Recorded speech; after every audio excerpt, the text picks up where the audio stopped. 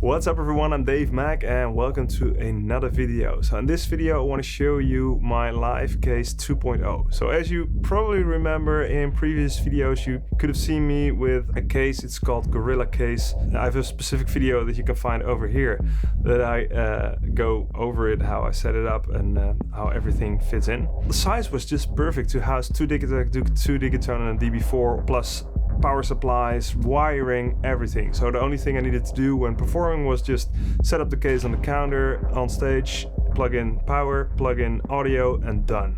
But yeah, the build quality was very flimsy and it had this big foam that after a while just became a bit of a mess, and I had to unplug everything and then take out all the power supplies from Electron and reconnect everything in the studio. The past few months I've been working really hard to streamline everything in the studio so that I can just walk in and do the thing that I want to do at that point in time as quickly as possible. So for me to take out the machines into a case, then to a venue, then back, and then having to rewire everything and get the power supplies somewhere under the table, it was kind of a chore. So I decided to build a new case which would allow me to quickly get my setup onto or in the case and on stage and back into the studio as quickly as possible without having to rewire everything. So enjoy and yeah, let's just go.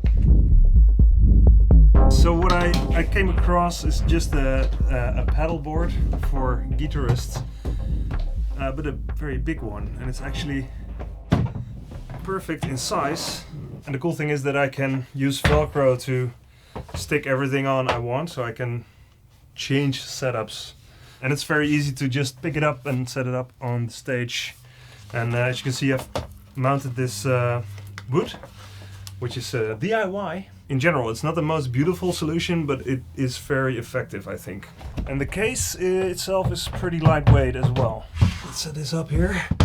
I've got this power strip that's gonna be situated somewhere around here, but yeah, as you can see, that's not gonna fit.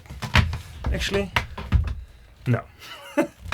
Maybe like this could maybe work. I can remove these beams, but I'm a little afraid that it's gonna compromise the sturdiness of the pedal board.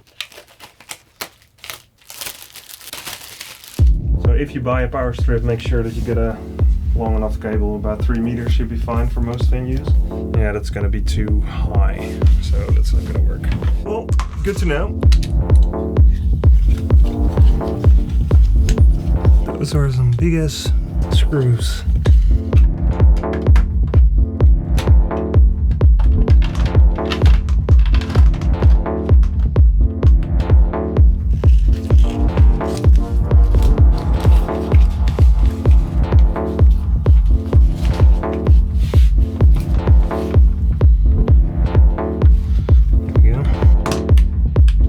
Power.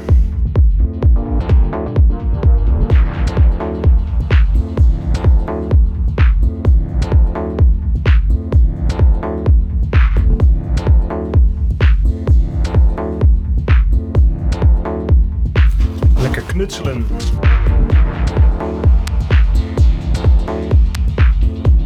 Sticky. With picking foam you pick away the exact shape of a synthesizer, right? And here I can just stick it on and I can choose different types of gear and combine those on this board very easily. Oh, my guitar. Okay, stay. As you can see, I can really easily just get this power cable through the board so it can be connected, and I can then kind of tuck this away neatly in these beams, for instance. Okay, that should be enough. If you buy another case where you do use the picking foam and want to build in a power strip, these kind of angled power cables are awesome. Otherwise you're left with this, so that's quite a big difference. Just for OCD reasons I'm gonna order another one. I'll show you how I set up the Velcro on the machines, which is kind of the only downside of this whole ordeal, is that you have to stick Velcro underneath your gear. And I guess not everyone would love that idea. Always clean up after yourself. So, got some power audio cables here, from which I soldered a lot of them myself. Hope they don't fail. I made them more or less the correct length for each device. And as you can see, they're all separate cables, so I kind of need to secure them together. So for this, we again use this stuff. Very nice, very handy to secure cables together. Also in the studio. These are Nutrix, but they're, as you can see, they're quite large. But that is solved by the fact that the Digitech and Digitone are secured higher. So this is Digitech, my favorite sampler, I guess. Yeah. And I've set up 2 strips of Velcro, which will be painful to see for a lot of people, I think. And I removed the feet, so I can just stick the Digitech here. And that's it. So it's secured well enough. But first I'm gonna get a label printer, left, right.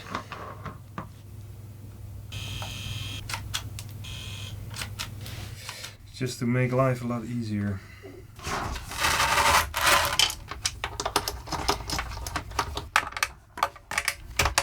So that's one. Some more tie rips.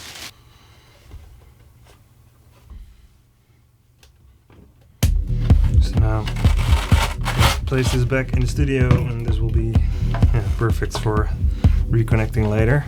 So let's give it a second. It's gonna be situated around here.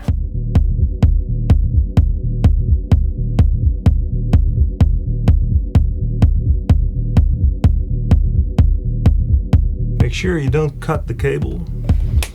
Connect those to the DB4 later, and then turn this upside down and kind of find a way to secure it on the bottom so it's not floppy. So that's a Digitone. Again, Velcro on the bottom. Stick it on it like this. So Octrack will be situated over here. One thing that I dislike about the Octrack is that the plugs are situated in a vertical way rather than horizontal. Makes it a bit awkward to connect with angled plugs. But then again, if I use straight plugs, the cables will stick out like this, which will make be a bit too much. Kind of a puzzle, but after it's done, it's done. You never think about it again. This through here. So this is going to be for the inputs.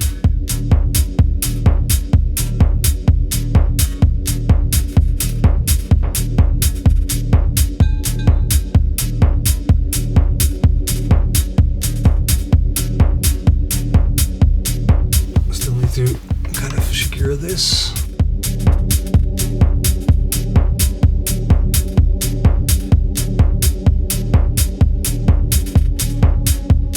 So next up is heat, which was a bit harder to Velcro because you have these air gaps which you should not block, and the serial number. Gonna be situated over here. These I didn't solder myself. It's gonna be from the mixer out, XLR balanced to the analog heat in, because it's a master effect.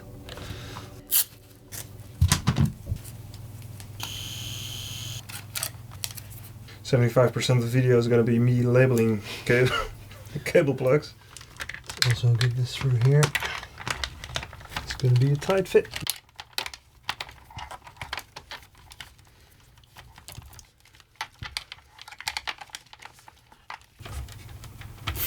There we go. That's the sound I want to hear. Yeah, so I have this cable separately for the output to a mixer. Hopefully they have a Zone 96 on stage, so I can plug them in the return A or B. But yeah, most of the time they have a Pioneer, which is unfortunate. Depending on the Pioneer, I'll probably need RCA. So these two cables are going to be brought separately. However, I do have another neat little thing, and that is this little box. This is just a headphone amplifier or tunator, really. I use in-ear monitoring because I don't want to blow up my ears. I use this little device. It just has a balance, which is useless really, and a volume knob, which is quite nice. Analog heat is going to be sending out to max volume. It has a lot of headroom, so I need to crank it all the way to get enough output to the other mixer, but then I want to be able to monitor through the output of the heat as well, which is going to be incredibly loud in my ear. So that's why I bought this little attenuator for my headphone. Because most of the time the monitoring system is not as good as the system in the venue itself on the dance floor. But for a live set, you really need you need to hear every detail in your music. And it's not just a record you put on and you know the record by heart and you know it sounds amazing. I actually need to hear all the details in my music so I can morph between grooves and everything. I think I'll have to secure it over here so when I have angled plugs going down, this won't be in the way. Yeah, I think I'll do this and I can actually turn the volume up and down. Get to fiddle around with another tie rip. Woohoo! Velcro! So this is a stereo 1/4 inch to RCA.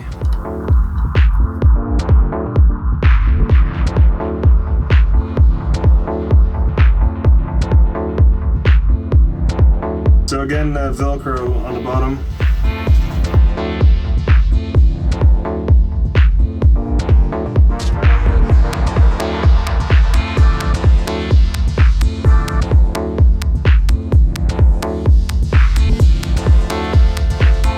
Everything, all the cables for in the mixer, so it's easy to plug them back in. Same goes for this. I've labeled everything DT, L and R is for the output and this for the DT input. And when I go gigging, I just have to unplug this.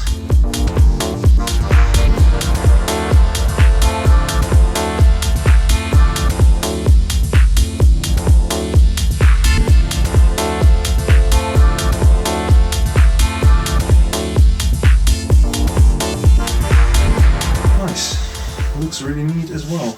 There's one thing I gotta be honest, this is way too big. It would have been better if they squeezed it in this format like the old ones. The way I thought was using that in the studio, the big one, and then set up a dedicated MK1 and I can just send out the project files, you know. It's the same size as this next to that. It's just, I mean, it's just an incredibly perfect setup that way. It's just a bit too large.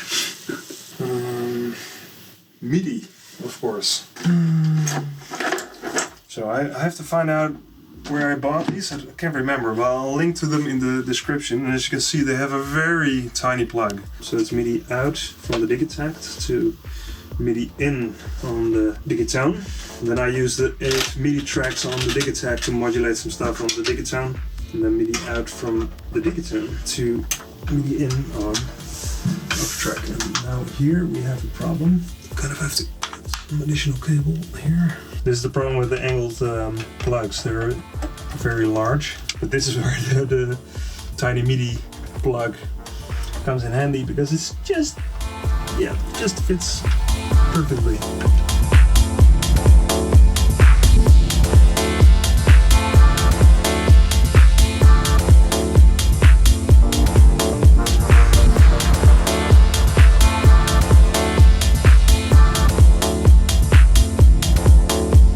Just about fits, so that's good. That's perfect because it should be secured inside. There shouldn't be any room to move.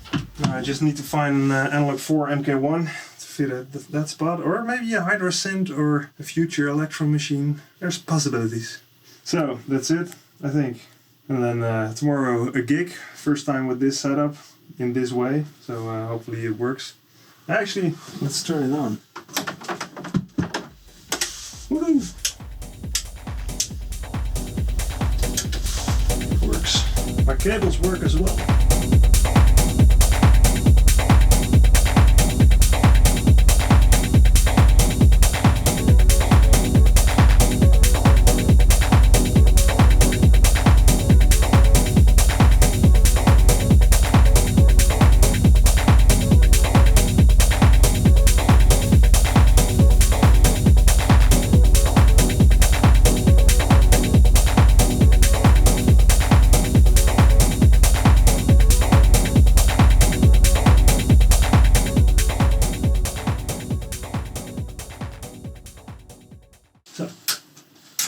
everything.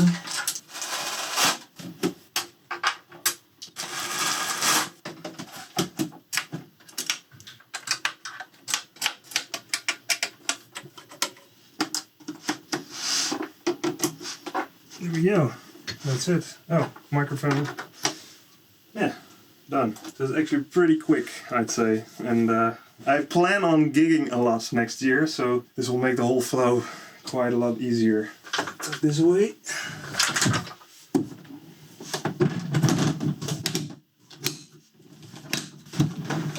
There we go. Done. So it's time for my final thoughts about this live case. If you like the video so far, please subscribe to my channel and hit the notification bell to be notified. So the pedal board itself I really like. I'm really happy with the way I set it up, and it really takes me 5 minutes to take it from the pedal board into the studio and from the studio back into the pedal board, which is super nice. There are a couple of downsides though. The case that came with the pedal board, for instance, is I can't really recommend. So if you get the pedal board, just get it separately and find a different case that goes with it. The case that came with it is from PVC and aluminum, and it feels a little bit flimsy, even though it is quite sturdy. It's fairly lightweight, that's why I chose it, and it has these little wheels on the bottom, so I thought, okay, that's nice. I don't need a separate cart to kind of get places. But unfortunately, the gig that I briefly showed in this video, we had to walk for about 10 minutes or 15 minutes, and it's a huge case. It's bigger than the pedal board, and the wheels are very tiny, so it wasn't very comfortable.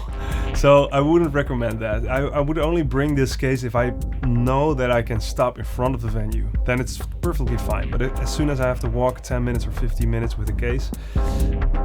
Another downside, I think, is that it might be just that tiny bit too small.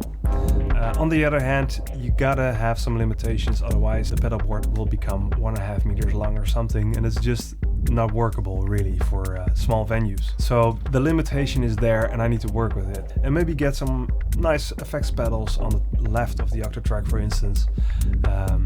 Yeah, there's some room to add something. So that's actually pretty nice. I really hope you enjoyed this video and that it was informative. And if you have any questions, don't hesitate to ask me in the comments. I would also love to know what you think of this solution, because I thought it was pretty nice, and it was so obvious that I was kind of surprised that I didn't think of it before. If you choose to go for it, you find all the links in the description for the cables and the pedal board and all that stuff. So thanks for watching, and see you next time. Cheers.